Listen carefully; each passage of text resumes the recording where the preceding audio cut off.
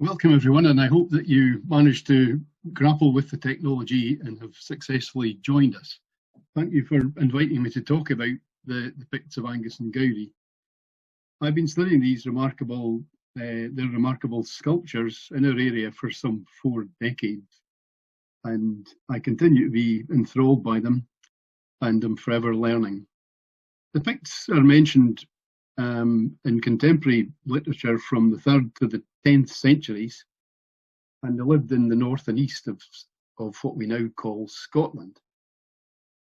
This map hopefully helps you a little bit with the geography of Pictland at the time, and you can see that the country to the north and east, as it were, is the kingdom of the northern and southern Picts.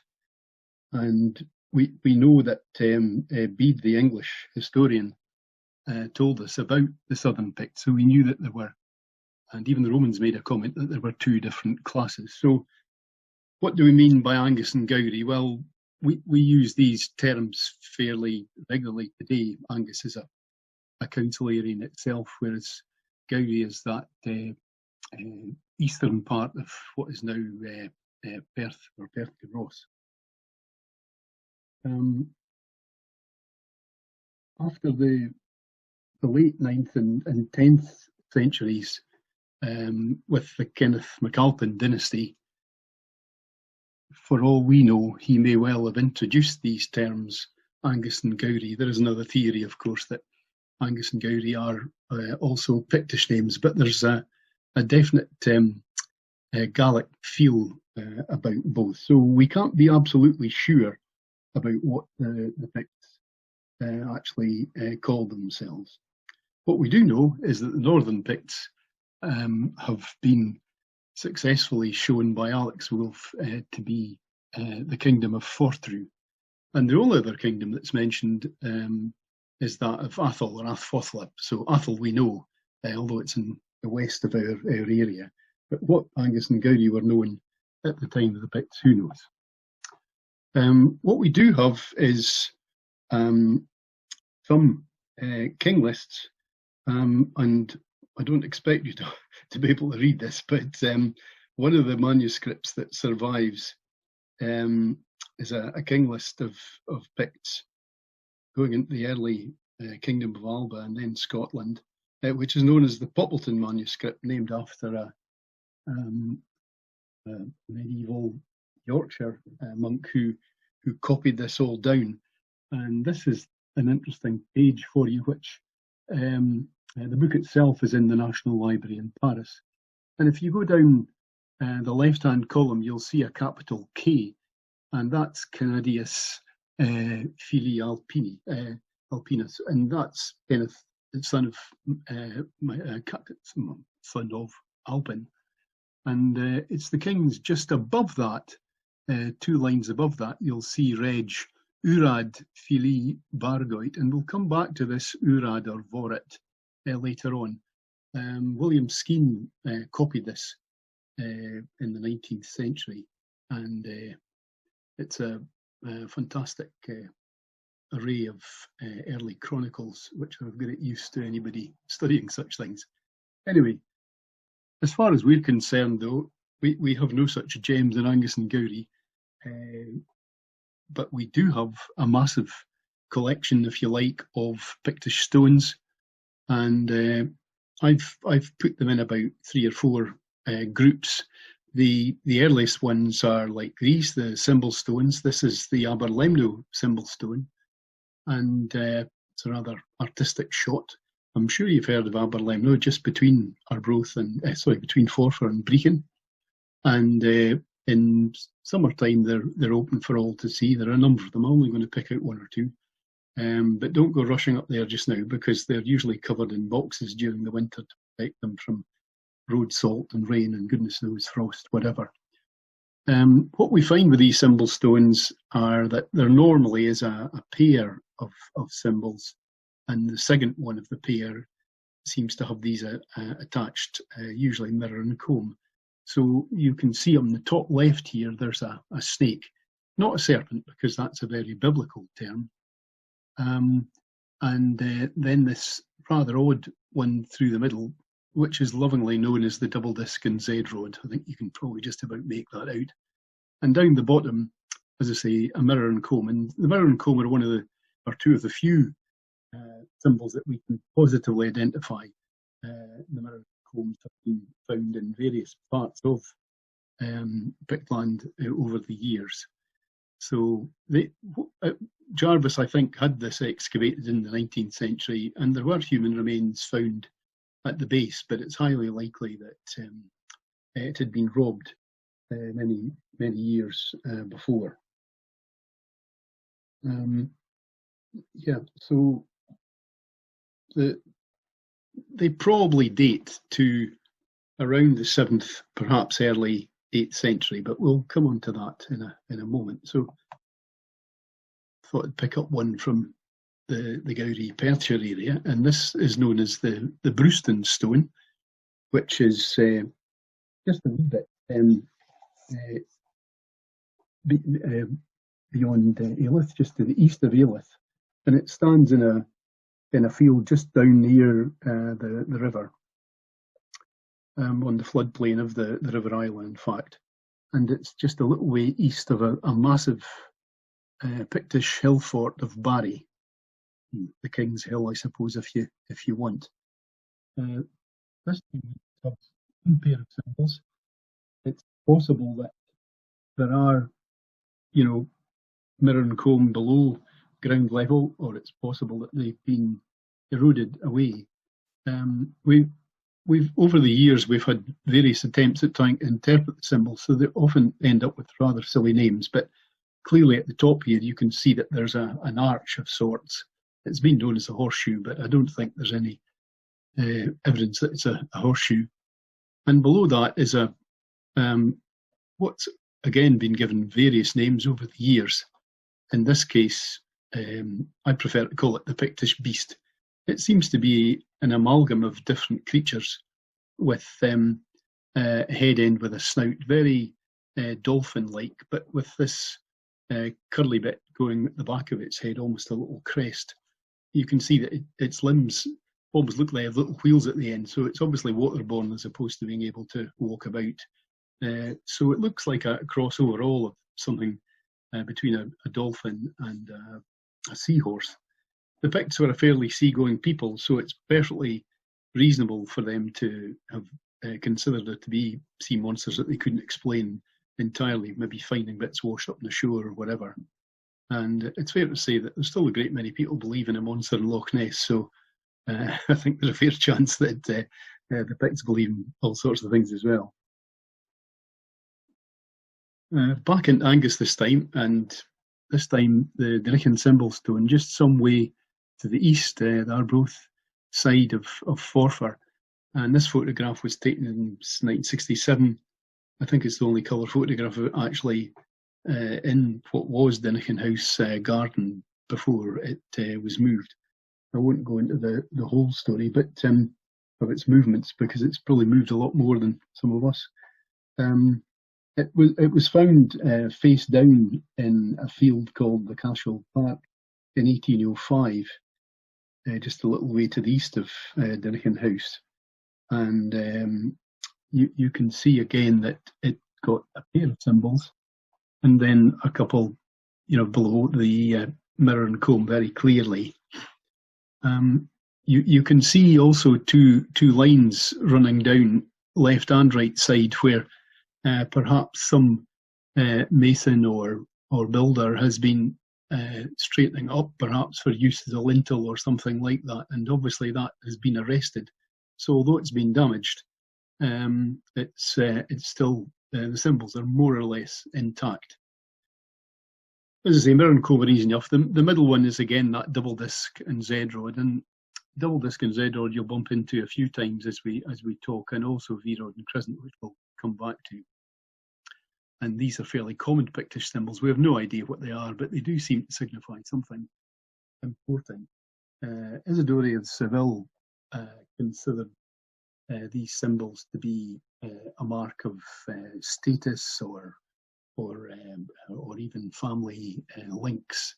And of course, at that time, the Picts actually tattooed their bodies. So these symbols were probably on their bodies or all sorts of other things before they converted them to stone. The top symbol's a bit more difficult. It's often been called the flower symbol, and there are others that are sort of like it, but to be blunt, it's fairly unique, and I do wonder whether it's an attempt at one of these feathered Roman helmets. The Dunnichen stone now, after a wee bit moving about, as I say, it has ended up in the Methven Institute in Forfar, much closer to home. So sadly, Methven's not open at the moment, but that's where we'll have a look. Back into Perthshire then, or rather, what was once Angus, Keeler. This is the Keeler stone, and it's just on a north-facing hill looking towards Strathmore. It was a lot more tree-clad some years ago. It's been cleared a bit, even since this photograph was taken. It's larger than man-size, this one. And again, you can see two symbols at the top and a fairly big, what looks like a big mirror down at the bottom here, and a double disc and Z-rod about the middle. The beast at the top this time has been argued about a great deal. I think a great many people vote for a wolf. I personally quite like the idea of a brown bear because of that back and ears, but there have even been some people who have considered it to be a badger, so time's out on that one. Now these symbol stones are much commoner in the kingdom of the northern Picts, Fortrue, than they are in the south, and I think they've come to the southern part of Pictland as the two countries perhaps came together, or were perhaps even taken over by the northern Picts. But at some point during and maybe just a little after these symbol stones, another class of monument appears, and most of these are what I think we can simply call simple crosses. They're quite common in western Perthshire, not so common in Gowrie and Angus. And this one here is the so-called Drosten stone, which is just beyond Tarside and Glenesk. So it's out in the open, you can walk there any time. It's a piece of fairly hard, possibly stone, possibly granite, and it's got this incised Latin cross. Drosten was an early Pictish saint who certainly worked in the Glenesk area. We know from the Aberdeen breviary that he built a church there. And this cross, although it's been again moved from another part of the hill, has been in the site for as long as, well, certainly the 18th century anyway. It's highly likely that these simple crosses are connected with a churchman, a cleric, and are possibly placed over a grave. They're fairly simple bits of carving. As I say, these things are not very common, but they're still very interesting in helping us understand the story. I'm just going to pop one more in here because it's a very recent discovery, and this is the St Andrew's Cross. It was found way back in the 1850s when it was mapped by the Ordnance Survey, but I think 1862. But and it was found up Glen Quarry in Luntrathan in the west of Angus. The well had been mapped, and the carving with a debased cross, it said, I think, was recorded and was still there in 1957. But by 1958, the well had been destroyed and the cross had disappeared. In fact, it was even worse because a few years later, no memory of the well it wasn't known by locals at all. However, in 2019, a state worker actually found this in a sheep dip just across the glen, and I took this photograph of it in a steading shortly afterwards. it's a fairly rare example of this kind of carrying cross. You can see that it's more or less an equal armed cross at the top, with these bars at the end of each arm, but a line then follows down below, and there's a later kind of hole just about that point as well. I've spent some time trying to just find out about this, and it's not easy. It was moved to Baikonaughey Estates, and it waits Treasure Trove panel's decision on the future, so we'll see what happens. But I think I've got one here. Oh, there's another one about when it had been moved. Maybe a clearer one for you, but it obviously had been built into the well, and it's a miracle that it's survived. I hope that it does remain somewhere with us. This is just one example of a very similar kind of cross dating from the 12th century, which was found at a wall painting. It's now in the Museum of Catalan Art in Barcelona, and the figure on the left there is Andrew, and you can see that he's carrying a cross with slightly expanded terminals and a carrying shaft. There's another one that shows a much simpler one, but it's just to give you an idea. And it shows that Andrew, although we all think of the saltire these days, before the saltire was invented, Andrew seems to have been portrayed with this kind of cross. So this makes it a very interesting site for us. It's unusual for a scriptural dedication to be found in a Celtic context in these early times. So, with the ecclesiastical theme, we know that although Christianity was probably arriving in the area from the west, the Columban mission, there were certainly others. And we also know that in 716, Bede tells us that King Nechtan of the Picts sought the advice of Bishop Ceolfrith. I won't go into all the details. He was mostly interested in the dating of Easter and the tonsure for ecclesiastics, but most importantly, he tells us that Nechtan requested masons to come and build a church in the Roman manner, in other words, of stone, and dedicated to the Prince of Apostles, i.e. Peter, and most importantly, that this was done. Now, this stone comes from Invergowrie, so right back into Gowrie, and that's a photograph of two stones. In fact, it's the lower one that we're looking at. It is now in the National Museum of Scotland, but this is it in situ many years ago.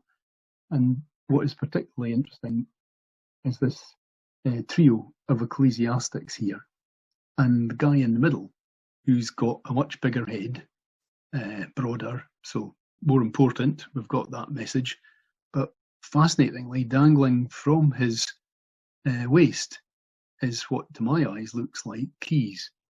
Now, the symbol of Peter, I think you all know this, he was the one who had the keys to heaven, and it's fascinating that we have this 9th century carving, which I believe portrays Peter, and the Boniface Curedon legend, which survives, links a number of churches that are dedicated to Peter, which includes Invergowrie.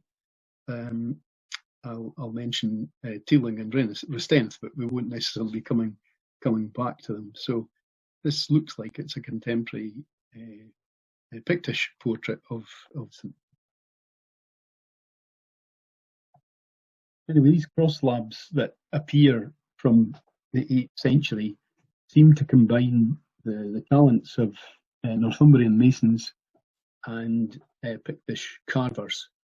And the Picts learn how to create a slab of stone. It's very architectural in style. This is the Aberlemno churchyard stone, and there's nothing essentially Pictish about this front with the cross. A lot of these interlaced animals and interwoven animals, interlaced designs, the various key pattern and discs on the cross itself could be from Northumbria, and who would know? There's a small group of these that are interesting. They're not ring crosses as such that you would get in the West. They're known as quadrilopic crosses with the 4 holes. You'll see a few of these in the next few moments. There's a hole goes all the way through there, and we're not quite sure. It's certainly not contemporary with the carving, but it may have been made to move it at some stage. Well, the front is a very fine carving, but the back is even more astounding, and it's on the non-cross side, or back I prefer, that you find the symbols on these cross slabs. They're not normally with the cross. So at the top here, you can see that old Z rod, and there's a symbol which has sadly that hole's coming right through it, but it does look awfully like a door to an important building, and a couple of bits of scroll work. And on the right of that, there's, again, it's been lovingly known as a triple disc, but it looks to me like a cauldron viewed from above. But it's the bottom register that is fascinating, and it's been shown by a good many authors that this is likely to be the Battle of Dunnichen in 685. The Angles were sorting out the Picts at that time under their king Ecgfrith, and the Picts under their king Brythi seemed to flee. The Northumbrian cavalry pursued them, and they met at Dunnichen. Alec Wolff wants it to be further north, but I'm quite happy with it being Dunnichen in Angus. Anyway, the battle itself, you can see mid-register on the left, Pictish infantry. On the right, Northumbrian cavalry with their nose guards and their shields, and a fairly big, heavy horse with not a dock tail, but certainly a straight cut tail, and a member of Pictish cavalry down the bottom left there. And the fascinating thing there is that he seems to be able to control the horse with his legs, and he gives him both hands free. The top register is likely to be the king, so I think this top left one is probably Brythi, and the right one is probably Ecgfrith. Ecgfrith seems to be on a Pictish horse, because the Pictish horse has these long tails and a saddle cloth, and you can see that the horse on the right does have the same long tail and a rather dishevelled saddlecloth, and the horse is the only one that seems to be galloping. Looks like he's dropped his weapons and he's making off. And down bottom right, there's a Northumbrian dead, lying down, and just so you get the message, there's a raven pecking his throat, just to emphasise the point that he's dead.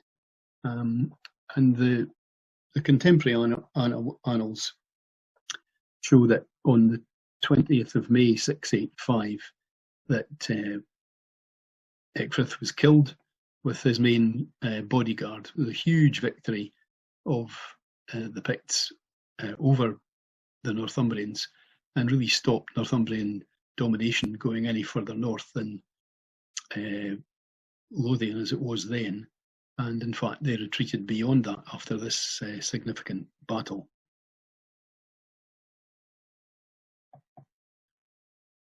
That's just a little view from Dunnichen Hill to the north. Dunnichen was quite a large estate or shire at the time, and we know from the boundaries from a 13th century document that it goes all the way up to Rescobie Loch here, and you can see the loch just in mid-register there.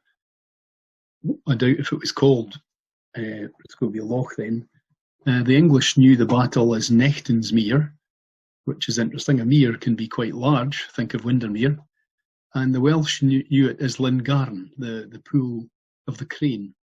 So what the Picts knew it as, goodness knows, the Irish just call it Dunnichen.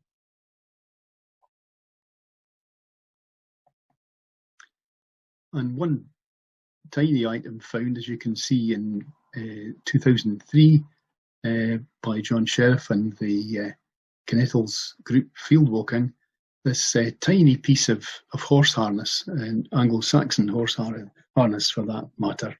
And Leckaway is just a fairly unimportant place, with disrespect, just a little to the southwest of Forfar, exactly where you would expect a retreating cavalry to be heading to cross ultimately the Tay and get back down to England. That also is in the Methven now. I'll have a look at one or two more of these cross slabs. This is Easy in the west of Angus, just west of Forfar. It's under glass, so I apologise for the photograph a wee bit. Again, it's a beautiful example of these quadrilobic crosses. You can see that the cross is actually equal-armed and it sits on a pedestal. It's not actually a Latin cross at all. And although you've got a couple of angels at the top, the figures on either side of the figure on either the side of the pedestal is clearly a hunting Pict. He looks a fairly aged one with shield and spear and perhaps cloak or net, I don't know. And on the right you can see that he's got his trusty hunting dogs below, and they're chasing a very fine red deer stag. Again, this in the Aberlemno cross slab that we looked up probably date to the 8th century. We can't be much more accurate than that. This is just a little detail of the other side. These stones were bashed about, or many of them were anyway, over the years, and the Easy one was actually found face down in the stream alongside the little church. So this is possibly fairly water-worn, or even worn by feet crossing the stream. But you can see a Pictish beast and a bit of a double disc up in the top left there. A very interesting procession coming along the middle register with this large, probably king figure on the right, and down to the bottom right is a lovely arch, perhaps of a church, very reminiscent of the Fertivate arch, which is now in the National Museum.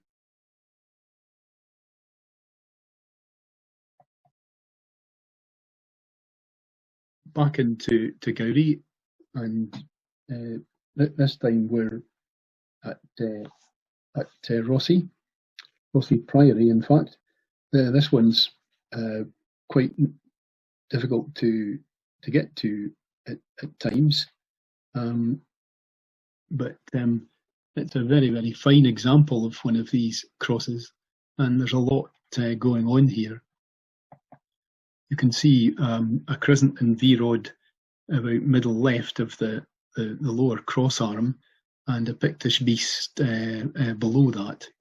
But the rest of the panels below are given over to what is probably a hunting scene. There seems to be a king, the important figure, just in the middle of the lower cross arm, and then another 4 mounted huntsmen below with their hunting dogs above them. The angel top right, and a fascinating little picture up in the top left of the cross, a man who seems to be carrying 2 cranes.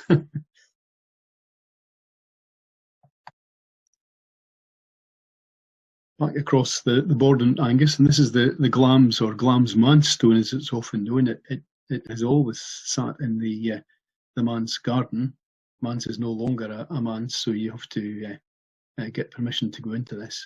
But it's a massive cross slab, and it has not a quadrilobic cross this time, but certainly a very fine cross set on a shaft below, a pedestal below.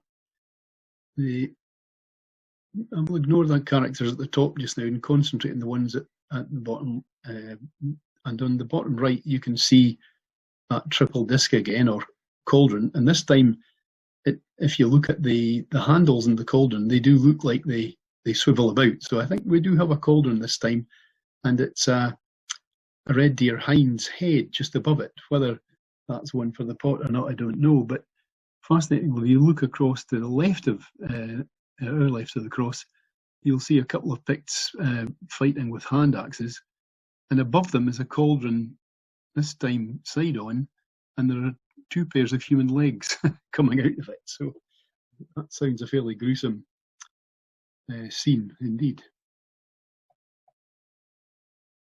Back to Aberlemno. As I say, I'm not going to mention all of them, but this is the big roadside cross, and I'm looking at the back of it. The road goes very, very close to these, and as I say, they're normally covered in boxes in the winter time, so don't go rushing out today. Again, you can see the top of the cross slab has crescent and V-rod and double disc and Z, and then it's divided into the middle register and two smaller ones below. I'll not go into details on all of them, but I would like to have a quick look at this hunting scene, I think, in the middle. And you can see that the central and higher figure, again, is larger than everybody else, with a very fine curly hairstyle. I think we're looking at the king there again. He's got 3 horsemen below him and a variety of dogs and deer hunting below. So there's no doubt what is actually going on. But what is interesting is that it seems to be more than just a hunt. The 2 figures in the top right of that scene are clearly playing trumpets or something similar, and there's another figure down the left here. The recent theory has been that this is actually an ecclesiastic, a cleric, giving presumably some sort of sermon or reading. I've always considered it might have been a drummer, but who knows. What's a lot clearer though is the small register down bottom right, which shows David rending the jaws of a young lion with his symbols, the harp and the teep. And I think the link, like the St Andrew's sarcophagus in St Andrew's Cathedral, between David and kingship is a strong one. Any king had to prove a connection with David if he had any right to be king. So that may be what is being portrayed here. Still in Angus, and this time to the west of Forfar. This is at Cousins, tiny wee place, just to the north of Glamis. It's a tricky stone to get to. It's quite out of the way. It's normally protected, as you can see, in a small fenced area from livestock and so on. It's had a tough time over the years, and you can see that it's been broken and stapled pretty well in the middle there. There's also a missing piece, not quite sure whether that's been a contemporary breakage, and you can see that it suffers a great deal from gulls and goodness knows what else sitting on top of it.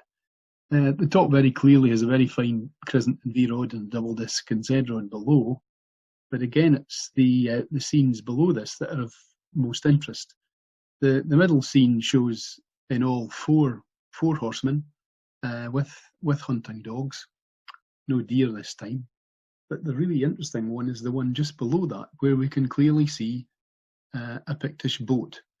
And apart from the Weems cave, it's the only depiction of a boat, and this one clearly has a number of figures in it, the most important one being this large character on the right hand side of the boat. So again, I would suggest it's a king. Now it may be that when this little knoll was an island in the valley of the Dean, which flows west from Forfar towards the Isla.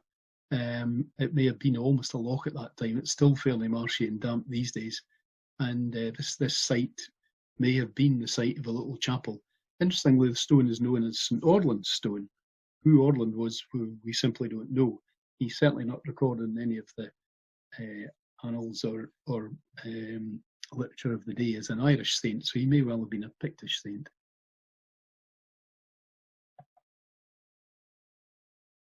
Now, there are 2 really large collections of Pictish stones in the area, but I'm only going to pick out 1 or 2 of each because there are so many. This is a very fine stone from Meagle, and it's clearly been built into some kind of screen inside the church of Meagle. You can see these little protuberances on each side, and the very interesting kind of pediment at the top. It's a beautiful piece of carving, and again, I don't want to go into all the detail of all the figures on it, but it's got a very, very fine depiction, if you come below the horseman, of what has been described as Daniel in the lion's den.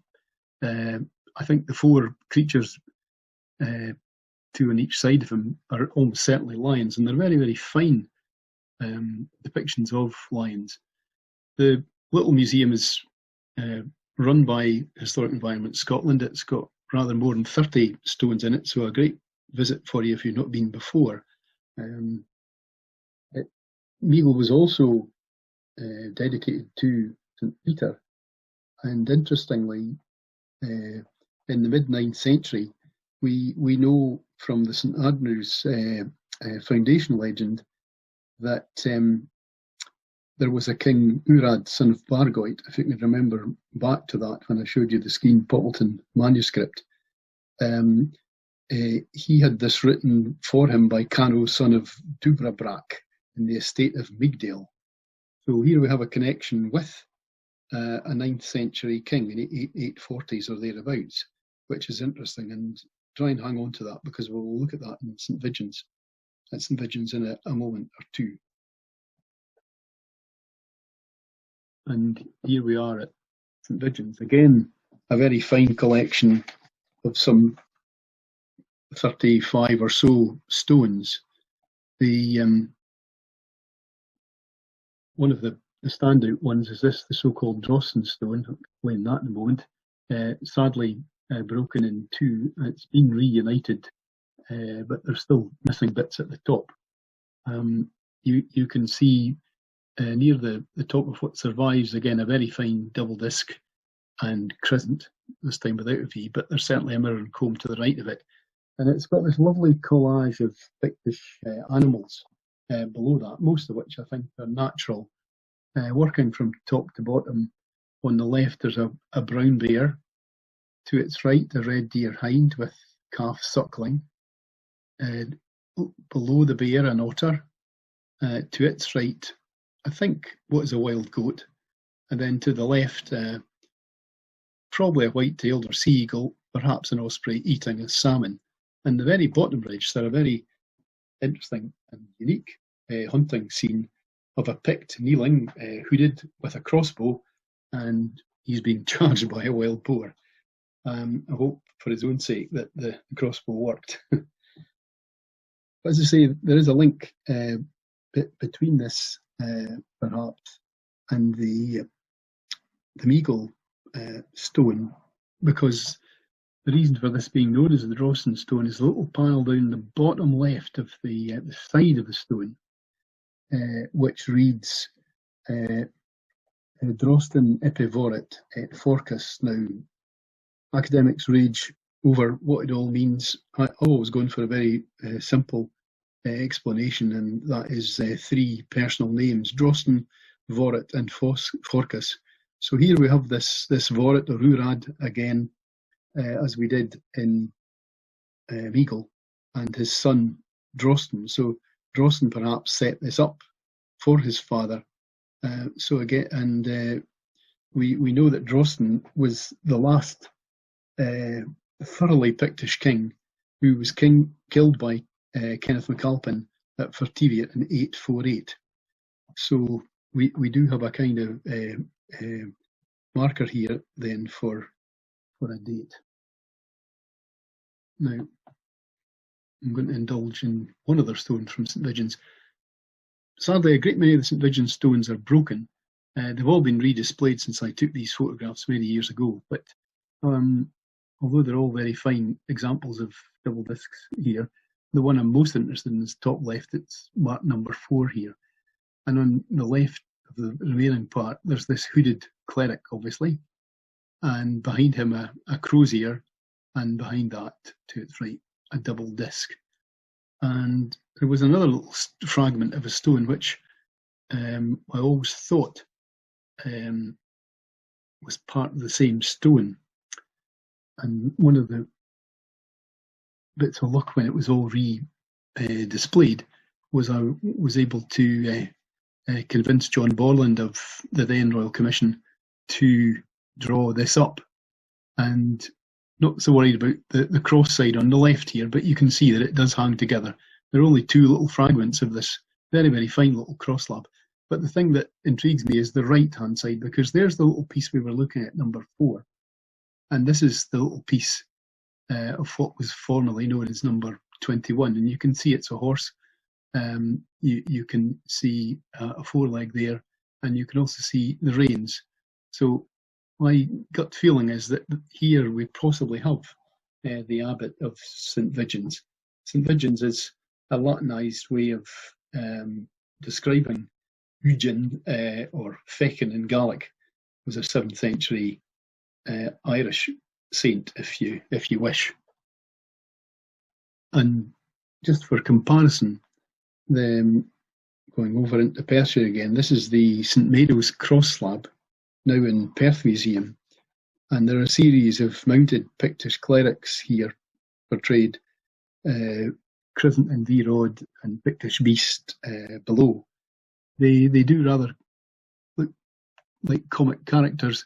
They look fairly heavy and weighing down a bit on the ponies, but you can certainly see that they're wearing these hooded tunics and have a resemblance, I believe, to the St Vigins one I've just shown you.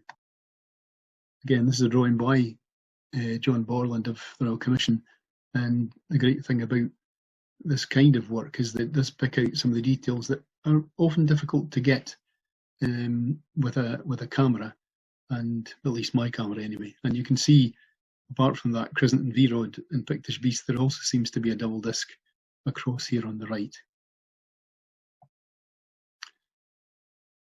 Now, the last group of stones are probably date from the later 9th century and into the 10th century, and a great many of these don't have symbols or have very degraded symbols. This is the beautiful little cross from Aleph. It's in the vestibule of the church, so you have to go when there's a service or get permission to go and see it. You can see a fine Latinised cross, very poor quality interlace, and these 4 sort of squiggly bits either side, so nothing particularly outstanding about it. I personally think this is probably early 10th century, and the sculpture tends to become a bit poorer then. This may be as a result of Viking wars and all the rest of it, who knows. But it's interesting that when MacAlpin died in 868, he was styled in the Irish Annals as Rex Pictorum, so the kingdom of the Picts was still considered of greater importance than that of Dalriada. Now, that's just a slightly sharper, and you can see there's a sort of tenon in the bottom of the cross here, where it perhaps was intended to stick in the ground, so it may have been a portable cross for all we know. This is just a page from the Royal Commission's northeast Perth, and you can see our cross slab here and the Bruceton one below. A nice publication to get if you can. Beautiful piece of work. And that's my rather poor photograph of the double disc and Zedor in the back. It's very difficult to photograph because it's a fairly heavy sort of cradle that it's in.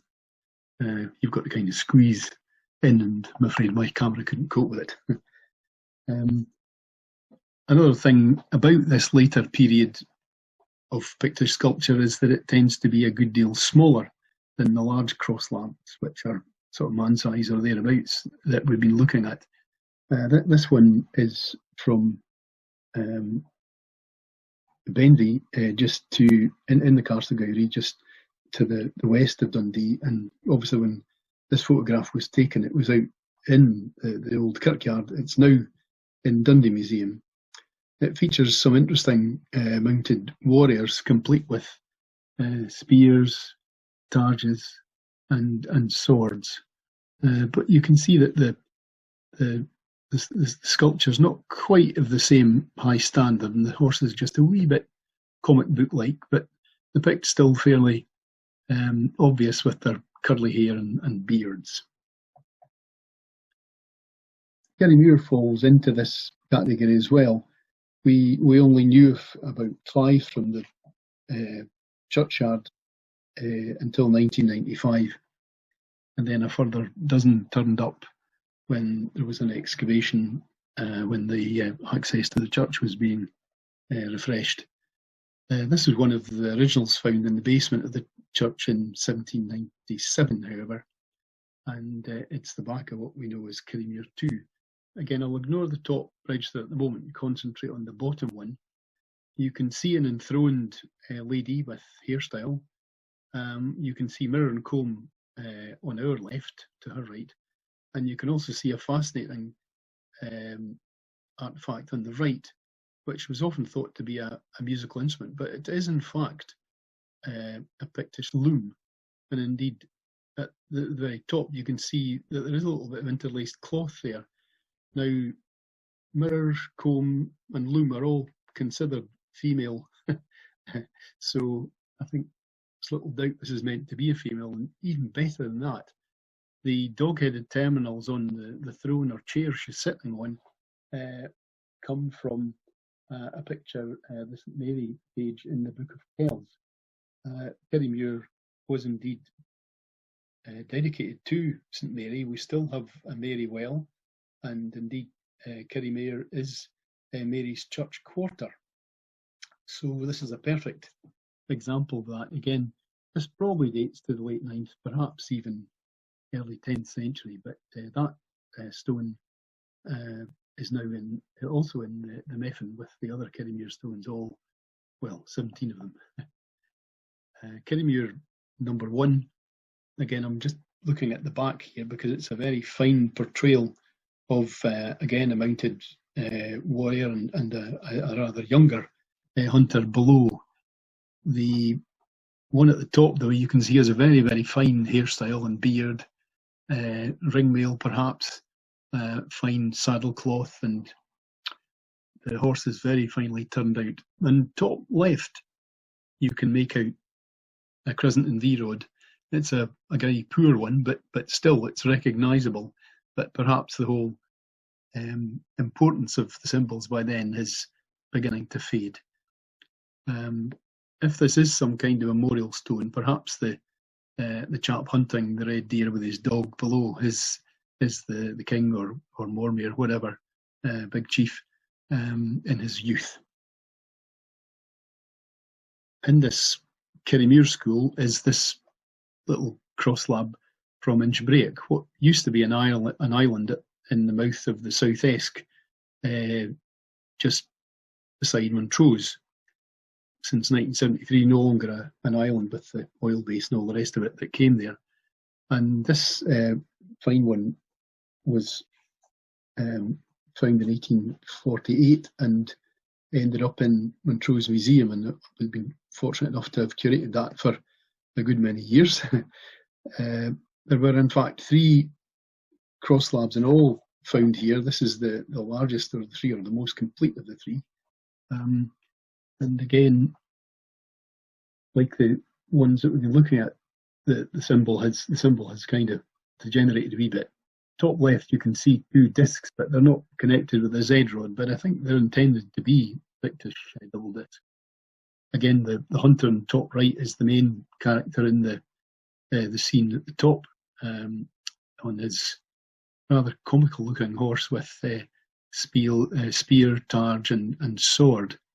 The little pictures down below, it's often considered that the couple on the left here show Samson slaying a Philistine with the jawbone of an ass. He's got a 10th century looking sword, but that's understandable. That's probably when it was produced. And this character on the right has often been described as Mary with infant Jesus to be born.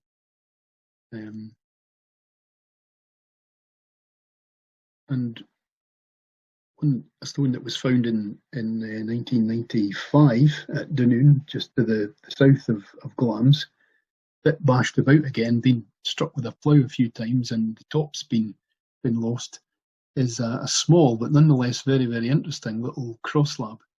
And this side also shows the figure, I think, of a woman. You can see on the left here mirror and comb, double-sided comb, and in the middle this really enormous penannular brooch. I mean, in terms of the size of, in relation to the body, it's enormous. But interestingly, the hem of her dress is an interlaced pattern, which is a giveaway. You find that in some Pictish women anyway. This was found in a field where there had been a chapel discovered accidentally by the farmer when a cow was calving in a very sheltered place in the snow. So it too is now in the Methven Institute. So a few there for you to visit at some point. Right, last one. I thought I would just stick in a wee bit of humour. This may be a completely unfinished piece of work.